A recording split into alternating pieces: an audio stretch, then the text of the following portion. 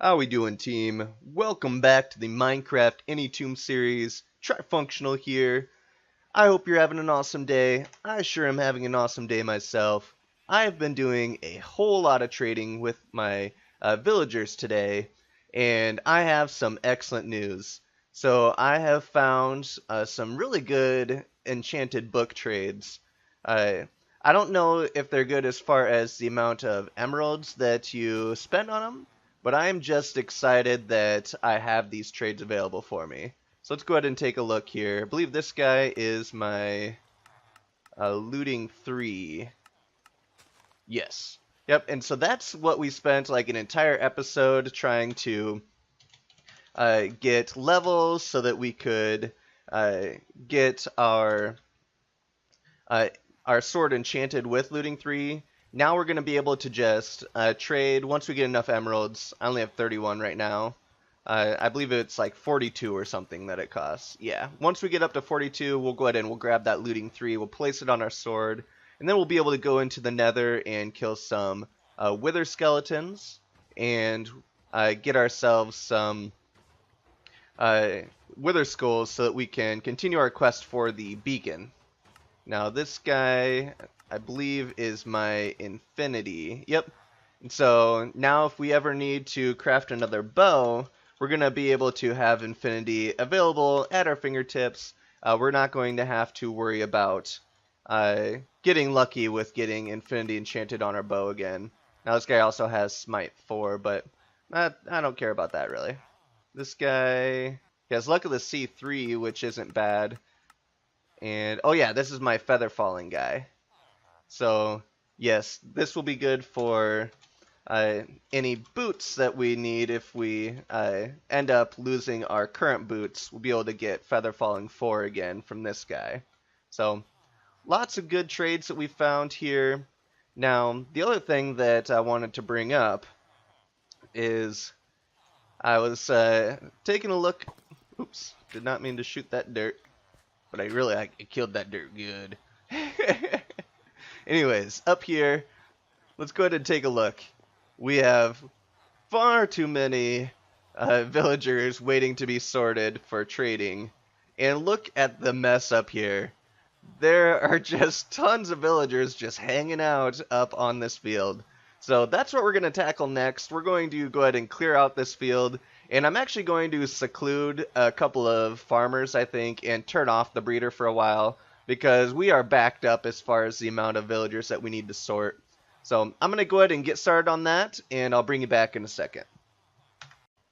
Alright team, so I've got it almost entirely cleared out here. As you can see, we have quite the backup of villagers trying to get into the holding chamber there. And I have my 2 farmers secluded. And so they will be the farmers that we'll use once we get the breeding farm back up and running in the future.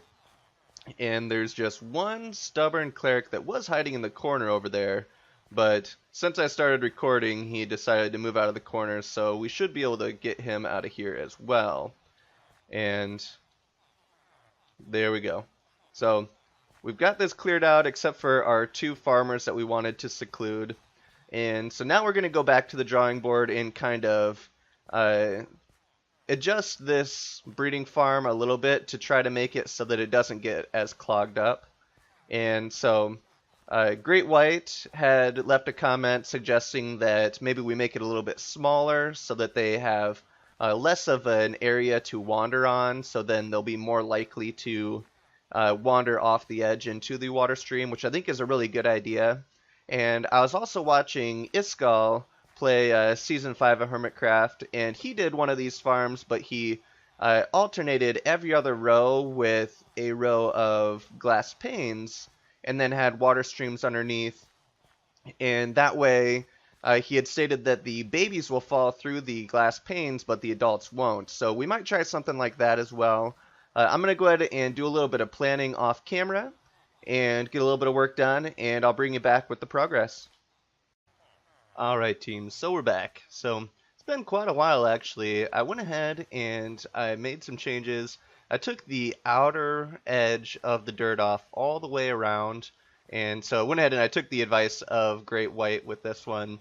And so it's going to be one square smaller on, or one block smaller on every single side. So hopefully, with there being less area for the villagers to roam, hopefully the baby villagers will be more likely to walk off into these streams.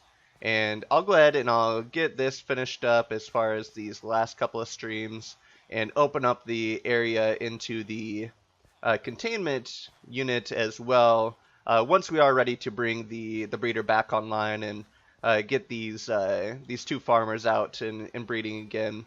But for now, we're gonna call that good and leave it where it is. And so we'll go ahead and those guys are stuck, so they're not going to go anywhere. But we'll just block it off just to be safe, and go ahead and just take out these blocks just because I want it to look nicer. So the next step that we'll take care of as far as villager breeding is we'll make up a whole bunch more minecarts, and we'll continue to sort through the villagers that we do have bred up here, and hopefully find before long a mending book. Now, as you can see, one of the green shirt villagers got out and is just hanging out right there. So we'll have to take care of him at some point as well. And as far as for the next thing that we're going to work on today, I'm realizing as I'm trading with these villagers that there's a few items that are really good for trading for emeralds. And so those items are pork chops, raw pork chops, the raw chickens, and leather is also good.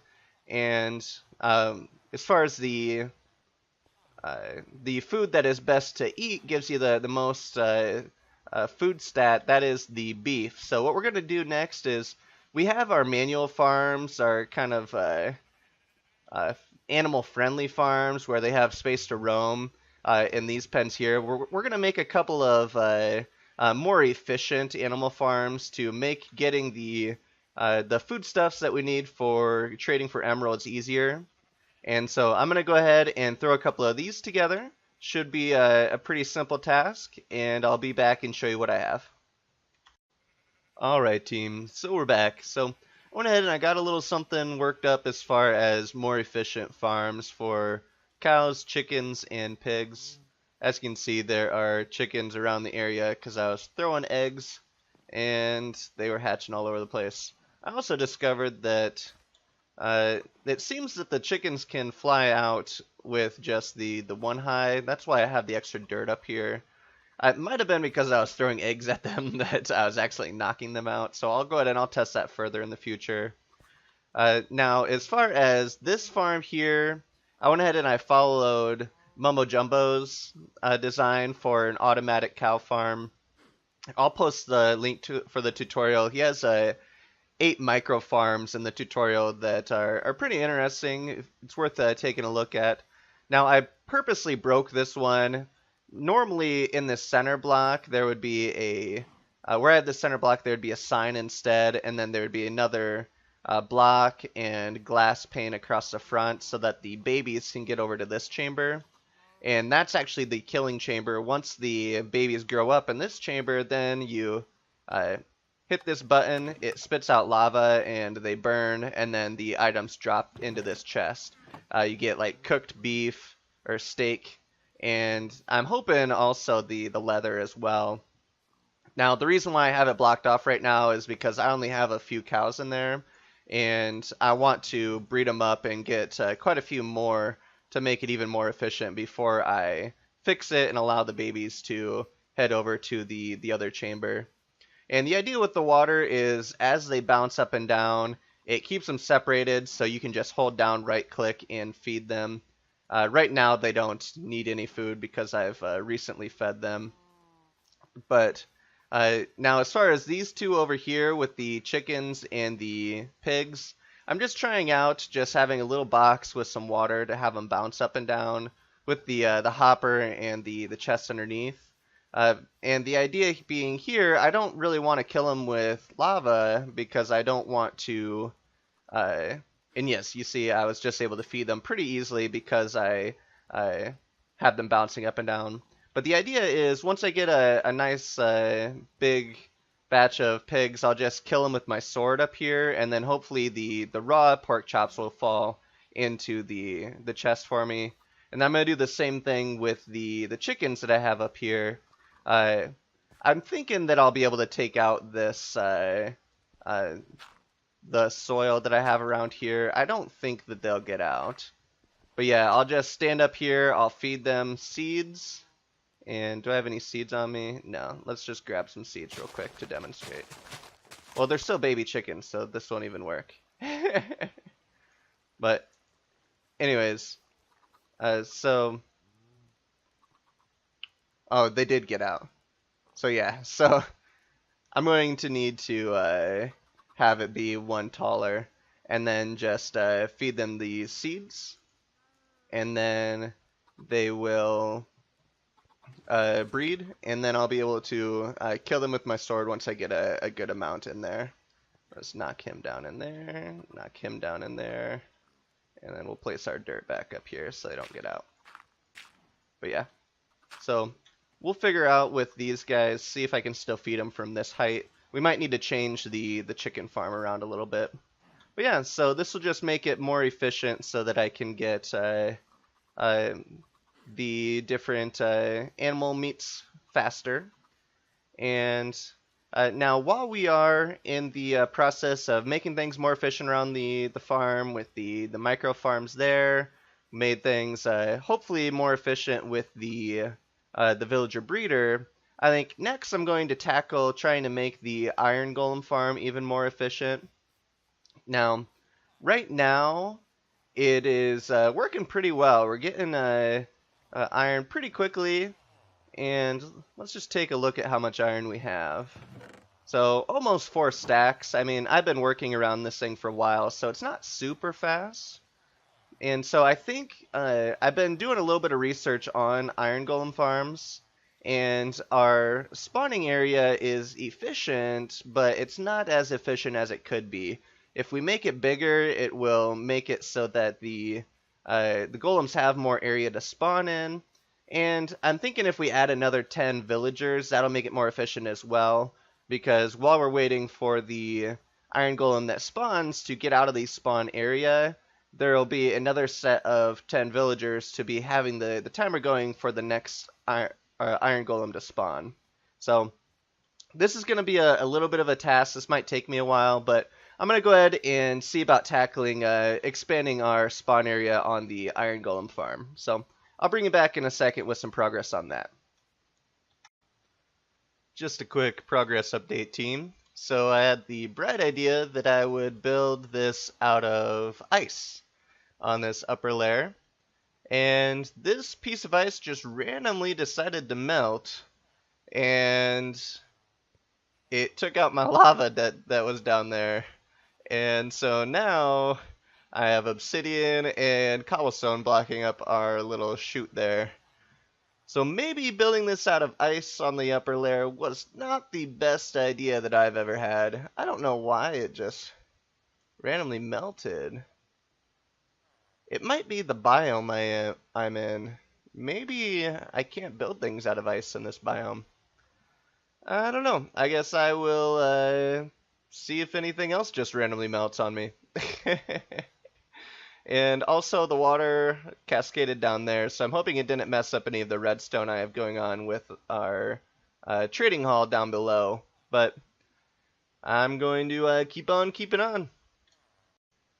Alright, team, so I've made a little discovery. I think that it's being in proximity of the glowstone that is making the ice melt, because if I place another square, it just happened a second ago where it just melted pretty much immediately. And now that I'm recording, of course, it's not doing that. Okay, so maybe I'm wrong. Maybe the glowstone doesn't cause it to melt. Ah, this is weird. Maybe building out of ice is the wrong move. Maybe I should just go back to stone. I don't know. I'm gonna make a decision here. Well, team, mistakes were made.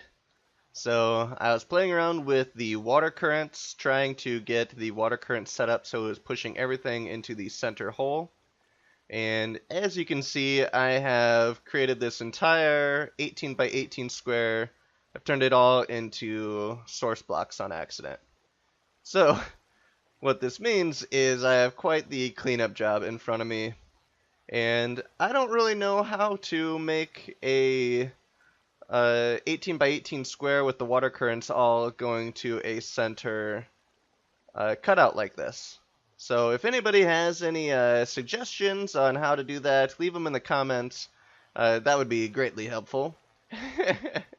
But at the moment, it looks like I have to do some cleaning up of the water here. I'm thinking just placing a bunch of dirt to make it all go away, and then I'll remove the dirt.